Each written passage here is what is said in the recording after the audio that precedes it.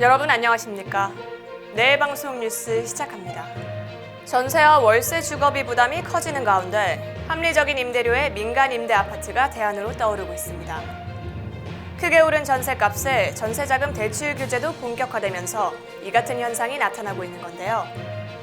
민간 임대주택은 최대 임대 보장이 10년으로 임대료 상승률이 매년 5% 이내로 제한이 됩니다. 이와 관련해 부동산업계 관계자는 크게 오른 전세값에 전세자금 대출까지 막히면서 자금 마련이 쉽지 않게 되자 일반 월세보다 유리한 조건의 민간 임대 건물로 실수요자들의 관심이 쏠리는 것으로 보인다고 설명했습니다. 이달 초 롯데건설이 장기 임대 형태로 공급한 용인 수지구청역 롯데캐슬 하이브엘은 715가구 모집에 16만 2,683명이 몰려 평균 227대1의 경쟁률을 기록했습니다.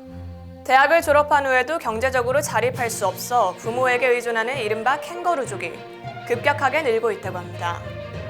통계청에 따르면 지난해 11월 1일 기준 우리나라 성인 가운데 314만 명은 부모의 경제적 도움을 받아 생활한 것으로 나타났는데요. 이 가운데 65만 명은 한창 일할 나이인 30대와 40대인 것으로 나타났습니다. 통계에 따르면 30대 미혼 인구 비중이 역대 최고치를 경신했고 반면 사회활동 참여율은 역대 최저치로 떨어졌습니다. 코로나와 함께하는 일상, 일명 위드 코로나를 위해 정부가 코로나19 백신 접종자를 중심으로 인센티브를 확대하고 미접종자에 대한 보호 방안을 강화하기로 했습니다. 이와 관련해 중앙사고수습본부는 단계적 일상 회복을 시작할 때 사회적 거리두기의 방역 완화 조치가 필연적으로 수반돼야 한다며 접종자 인센티브나 미접종자 보호 방안을 강화하면서 미접종자 감염을 억제하는 쪽으로 검토하게 될 것이라고 말했습니다. 이에 정부는 일상회복 방안의 내용에 대해선 아직 준비 단계로 구체적으로 결정된 것은 없다고 밝혔습니다.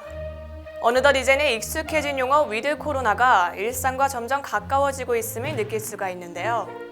우리 모두가 함께 만들어가는 위드 코로나. 시청자 여러분도 함께 해주시기 바랍니다. 뉴스 마치겠습니다. 시청해주신 여러분 고맙습니다.